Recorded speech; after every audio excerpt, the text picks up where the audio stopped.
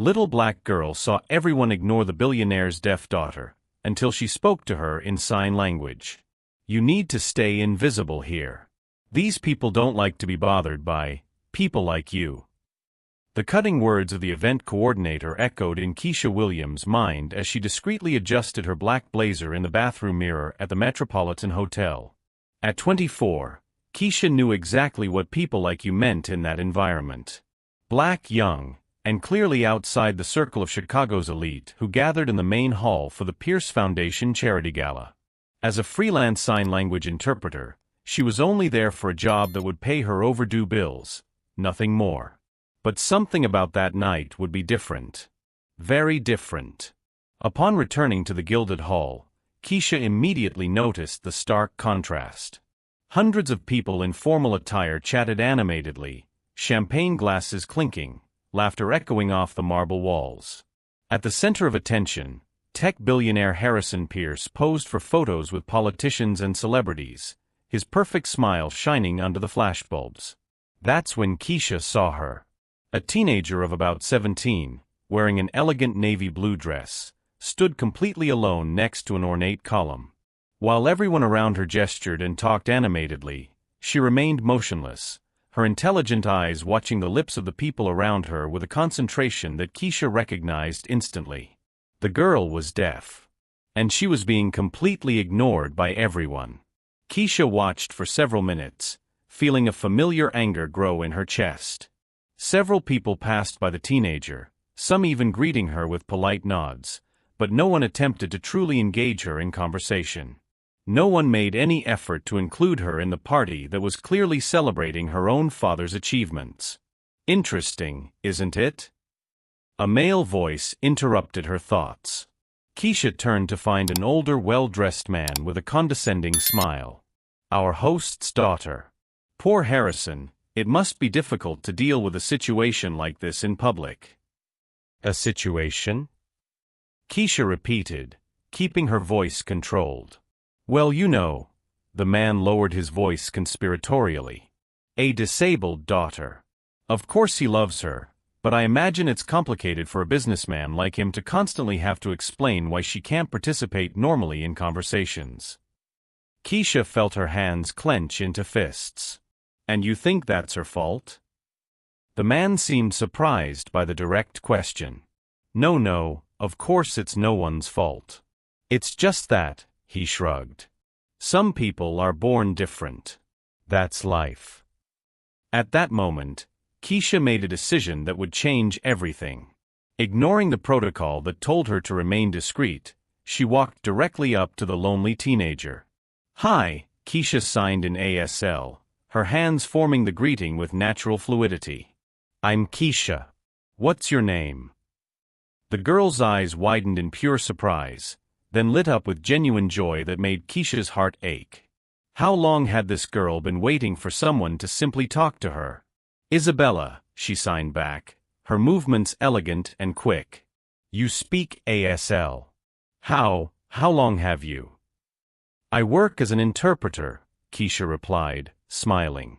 But tonight I'm just here watching rich people pretend to care about charity. Isabella laughed quietly, covering her mouth with her hand. Did you really say that? I did. And I have plenty more sarcastic observations about this party, if you want to hear them. As they talked, Keisha noticed how Isabella transformed. The mask of politeness disappeared, replaced by a vibrant, intelligent, and surprisingly funny personality. The girl had sharp opinions on everything from the hotel's overly gilded decor to the guests' empty conversations. You know what's funny? Isabella signaled, gesturing subtly toward her father. My dad donated $3 million today to special education programs. $3 million. And he never learned a single word in sign language to talk to me. The irony was so absurd it was cruel.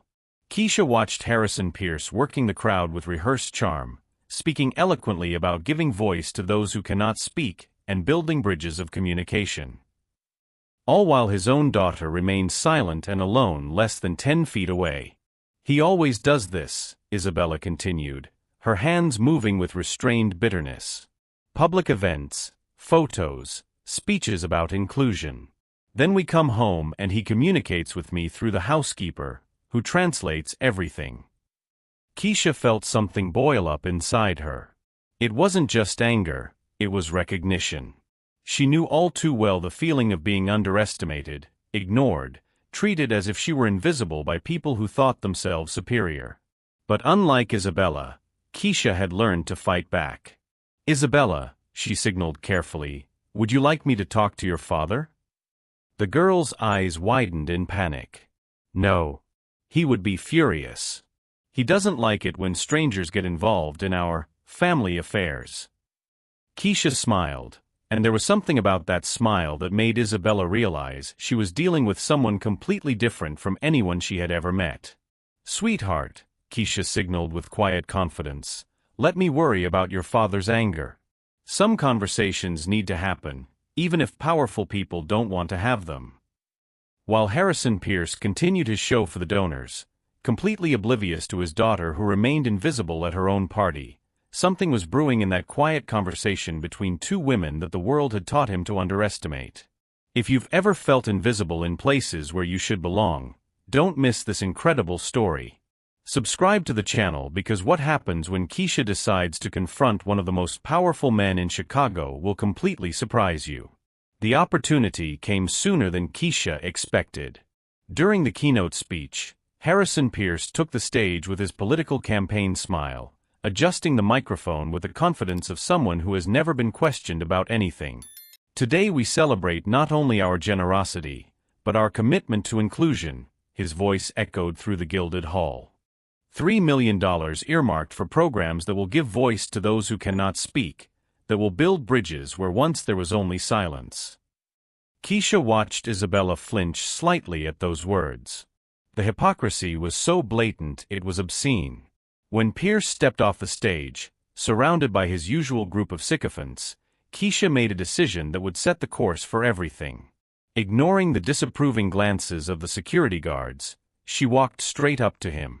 "Mr. Pierce," she said loudly enough for the nearby guests to hear, "may I have a word?" Pierce turned, clearly irritated by the interruption. His eyes quickly scanned Keisha from head to toe, young black, obviously not part of his social circle. "And you are?" he asked with that tone rich people use when they want you to remember your place. "Keisha Williams. I'm a sign language interpreter." She kept her voice firm and professional. "I just met your daughter Isabella, and I'd like to talk about." "About what, exactly?" Pierce interrupted her, his public smile now replaced by a cold mask of impatience. "About the fact that while you talk about giving a voice to those who cannot speak, your own daughter has been sitting there alone for 2 hours with no one trying to talk to her." An uncomfortable silence fell over the group around them. Some people stopped their conversations to watch the unusual situation unfold. Pierce laughed, a harsh, condescending sound. "Miss Williams, was it? I don't think you understand how these things work. Isabella is perfectly fine. She's used to social events." "Used to being ignored, you mean?" Pierce's eyes narrowed dangerously. "Watch your tone, girl. You don't know who you're talking to." "I know exactly who I'm talking to," Keisha replied, her voice gaining an intensity that made some of those present recoil slightly. "I'm talking to a man who donated $3 million to special education today, but never bothered to learn a single word of sign language to communicate with his own daughter." The explosion came immediately. "Who the hell do you think you are to come here and lecture me? You don't know anything about my life or my family." "I know Isabella lost her hearing when she was 7, Keisha continued calmly, even as Pierce visibly reddened. "I know she feels invisible in her own home. And I know you talk about her as if she were an inconvenience to be managed." "Enough." Pierce growled, gesturing to the security guards. "I want this woman out of here now." But Keisha didn't back down. "Do you know why I know all this, Mr. Pierce? Because my younger sister is also deaf. And I've seen what happens to deaf children when their own parents decide it's easier to hire other people to communicate with them than to learn how to do it themselves. Something in her voice made Pierce hesitate, and the security guards stopped in their tracks. My sister Jade was 8 when our parents died in a car accident. I was 16. You know what I did? I learned sign language. I studied, I worked, I fought. I did everything I could so she would never feel alone or invisible. Because that's what people who truly love do, they adapt. Pierce was shaking with rage now. You're out of line. Completely out of line. What's out of line, Keisha retorted, her voice cutting through the air like a blade, is a man who can speak fluently about inclusion to 200 people, but can't say I love you to his own daughter in her language. The crowd around them was clearly uncomfortable now. Whispers began to circulate, people exchanging meaningful glances. Pierce realized he was losing control of the situation in public. "Security," he shouted. "Remove this woman immediately." But when the security guards approached, something unexpected happened. Isabella appeared, positioning herself between them and Keisha. "No," she said loudly, her pronunciation slightly altered by deafness, but perfectly understandable. "She is my guest." Pierce was visibly shocked to hear his daughter speak in public, something that rarely happened due to her insecurity about her own voice. "Isabella, come back to," he began. "No, Dad." Isabella interrupted him, her eyes shining with a determination that Keisha recognized as familiar. "For the first time in years, someone actually saw me. Someone cared enough to really talk to me. And you want to kick her out?" Pierce's embarrassment was palpable now. Dozens of important guests witnessing his own daughter defending a stranger against him. "We'll discuss this at home," he said through clenched teeth, clearly trying to end the scene. "No, we never discuss anything," Isabella replied, each word laden with years of pent-up frustration. "You speak through other people. You make decisions about my life without consulting me. You donate millions to children like me, but you can't spend 5 minutes with me." Keisha watched Pierce struggle to maintain his composure in front of so many important people. She could see that he was calculating, trying to find a way out that would save his reputation. "Very well," he finally said, forcing a political smile. "Miss Williams, since you are so passionate about this subject, how about we put your expertise to work? You are hired as Isabella's personal interpreter. We can discuss the details tomorrow." The crowd murmured their approval, clearly relieved by the seemingly elegant resolution of the conflict. But Keisha saw through the ploy. Pierce wasn't being generous. He was trying to control her, bring her into his circle where he could monitor and limit her influence. "What an interesting offer," Keisha replied slowly, a smile playing on her lips. "But I have a counter-proposal." Pierce raised an eyebrow, clearly not expecting resistance to his generous offer. "How about you learn pounds? For real, not just a few words for publicity photos. 6 months of intensive lessons with me.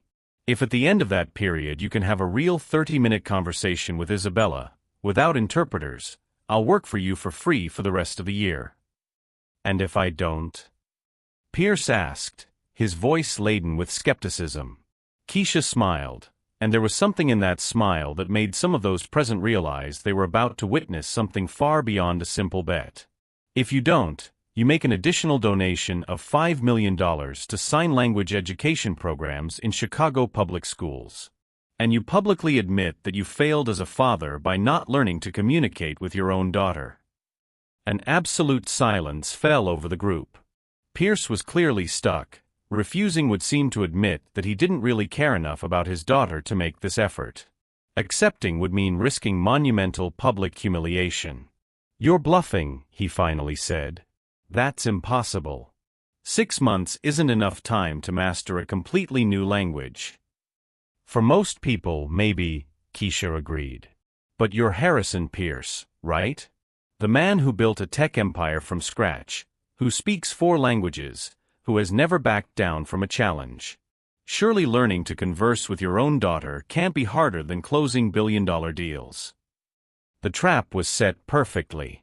Pierce couldn't back down without looking like a coward and a negligent father in front of all those influential guests. "All right," he said finally, extending his hand. "6 months. But when I win this ridiculous bet, you're going to work for me, and you're going to learn to keep your mouth shut about matters that are none of your business." Keisha shook his hand, feeling the anger and contempt emanating from him. "Deal. But Mr. Pierce, there's one thing you still don't understand about me." "And what would that be?" "I never make bets I'm not sure I'll win." As the crowd gradually dispersed, returning to their conversations and drinks, Keisha watched Pierce walk away, clearly furious but trying to keep up appearances. Isabella remained by her side, her eyes shining with a mixture of admiration and concern. "Do you really think you can teach him?" Isabella signaled discreetly. Keisha smiled, but her eyes revealed something the teenager couldn't quite decipher, a confidence that went far beyond bravado, as if she knew something about the situation that no one else suspected. What Isabella didn't know, what Pierce couldn't imagine, and what none of the guests at that elegant evening could have predicted, was that Keisha Williams had done much more thorough research on Harrison Pierce before accepting that job. And what she had discovered about his past, about the real reasons behind his emotional neglect of Isabella, would turn that seemingly simple bet into something much more dangerous, both for him and for the entire empire he had carefully built around his immaculate public image. Every arrogant word, every condescending gesture, every moment of contempt Pierce displayed was being carefully catalogued by someone who understood perfectly how to use a person's own weaknesses against them. And Harrison Pierce had just handed all his weaknesses on a silver platter to exactly the wrong person. The following Monday, Keisha arrived at the Pierce mansion carrying a brown leather briefcase and a smile that didn't reach her eyes. The housekeeper led her to the library, where Harrison Pierce was waiting behind an imposing desk, clearly trying to establish a power dynamic from the outset. "Miss Williams," he said without looking up from the documents he was pretending to read. "I hope you brought a more impressive resume than your performance last week." "Actually, Mr. Pierce, I brought something much more interesting." Keisha opened the briefcase and removed a series of organized documents. "My proposed study schedule. 6 months, 2 classes per week. Structured progression." Pierce finally looked at her, his eyes flashing with disdain. "You really think you can teach me anything? I speak Mandarin, French, German, and Italian. I built a billion-dollar company talking to presidents and CEOs. And you think your little hand language is going to be a challenge?" The condescension in his voice was so thick you could almost cut it. Keisha kept her expression neutral, but inside she smiled. Every arrogant word was being carefully filed away. "Hand language," she repeated calmly. "Interesting. Is that what you refer to your daughter's means of communication?" Pierce leaned back in his chair. "Don't try to lecture me, kid. Isabella has the best schools, the best tutors, everything money can buy. If she chooses to isolate herself, that's not my fault." "Chooses to isolate herself," Keisha murmured, making a note in her notebook. "I'll remember that phrase." Over the next 2 hours, Pierce demonstrated exactly why he had failed so spectacularly to connect with his daughter. Impatient, condescending, and completely convinced of his own superiority, he treated each exercise as if he were wasting his time on something irrelevant. "This is ridiculous," he exploded when Keisha tried to teach him the basic sign for sorry. "Why can't I just say the words?" "She can read lips." "Because lip reading captures only 30% of actual communication," Keisha explained patiently. "And because your daughter has spent years watching you talk about her to other people, never with her. I pay professional interpreters. It's more efficient." "Efficient," Keisha repeated, making another note. "Is that the word that comes to mind when you think about your relationship with Isabella? Efficiency." Pierce stood up abruptly. "That's enough for today. You have 5 months and 3 weeks to teach me this language. I suggest you be more productive in the next sessions." After he left the library, Keisha remained seated, quietly organizing her materials. It was then that Isabella appeared at the door, hesitant. "How did it go?" she signaled. "Exactly as I expected," Keisha replied. "Your father is even more arrogant than he appeared at the party." Isabella approached, her eyes full of curiosity and concern. "Do you really think you can teach him?" Keisha smiled, and there was something in that smile that made Isabella realize she was missing an important part of the conversation. "Isabella, can I ask you a personal question?" "Sure." "Has your father ever said anything cruel specifically about your deafness? Something that hurt you deeply?" Isabella's eyes suddenly filled with tears. "Why?" "Because I need to understand exactly what kind of man I'm dealing with." Isabella hesitated, then began to sign slowly. "When I was 12, he was entertaining Japanese investors at home. I went downstairs for dinner and tried to greet them. My voice, you know how difficult it is to modulate your tone when you can't hear yourself." Keisha nodded, encouraging her to continue.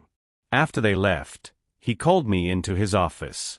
He said I had embarrassed our family, that my voice scared important people, that it was better for me to stay in my room when we had visitors."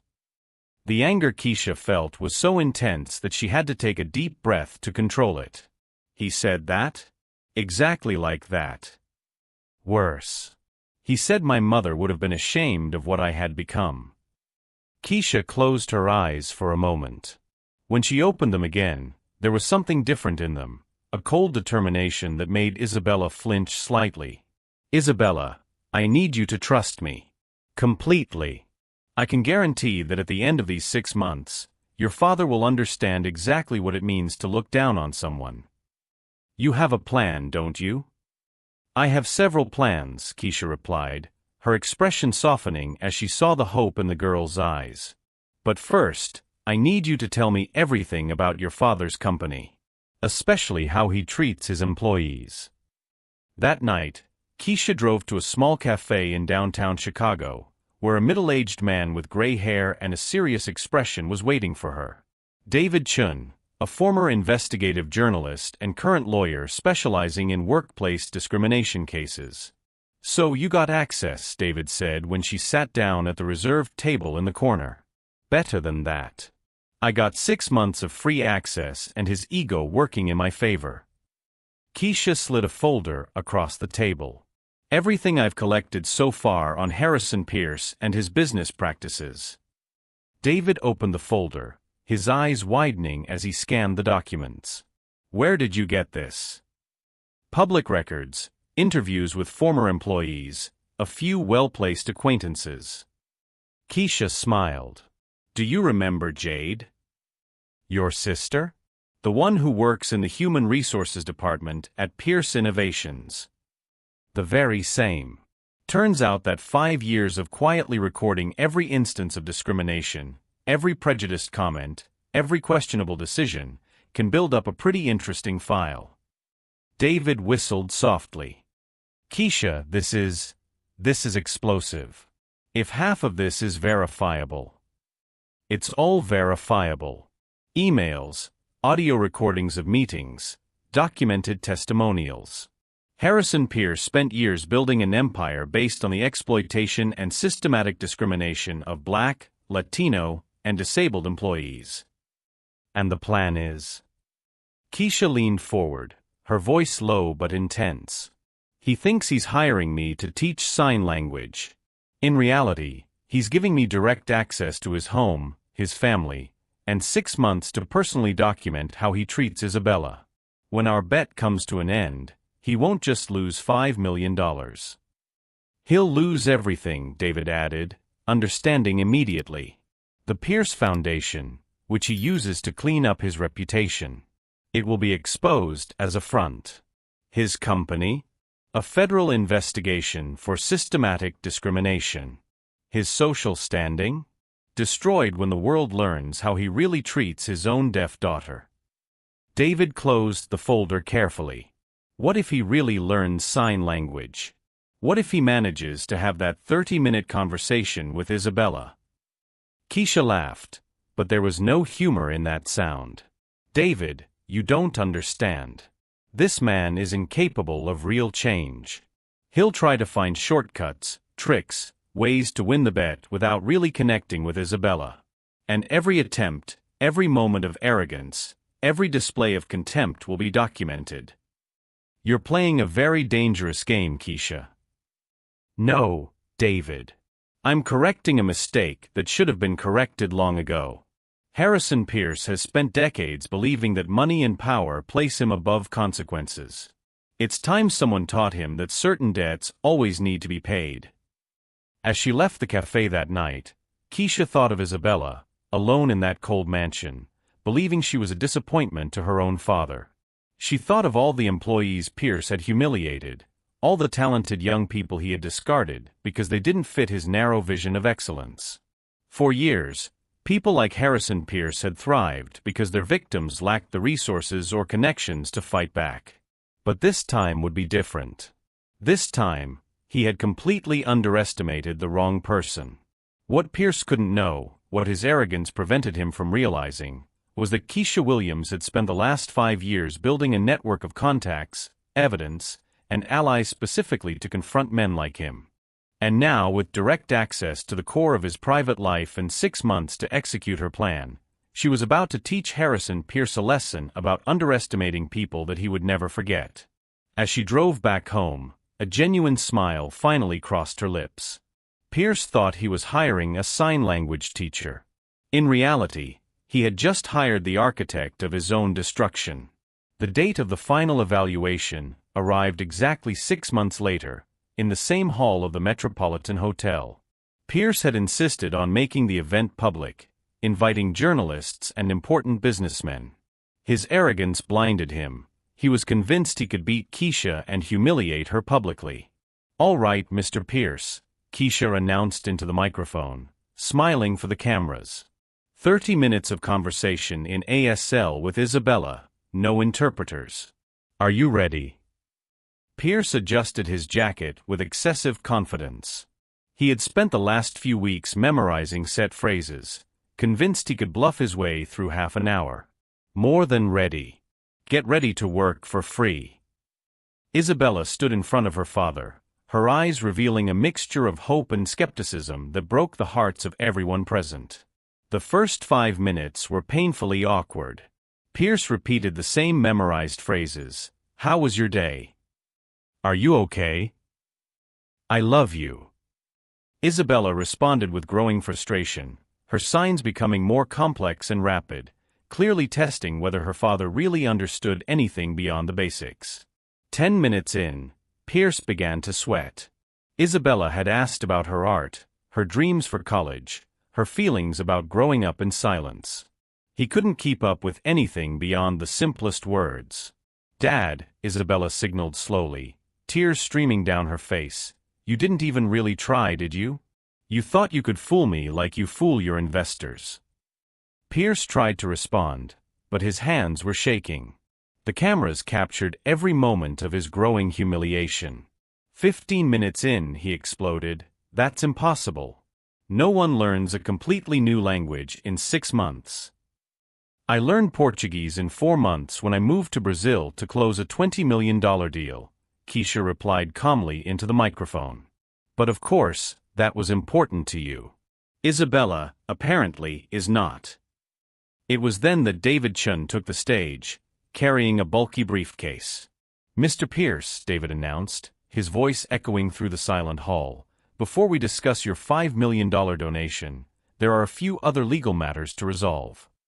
Pierce's face instantly paled. "What are you talking about?"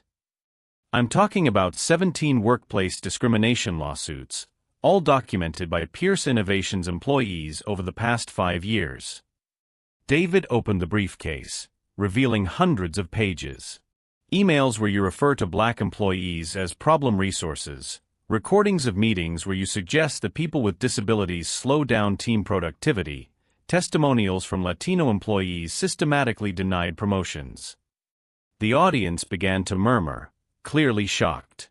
The cameras Pierce had invited for his victory now documented his downfall. "This is Where did you get this information? Pierce stammered, his confidence completely evaporating. Jade Williams, a human resources specialist at your company for 5 years, Keisha replied, stepping onto the stage. And also my sister.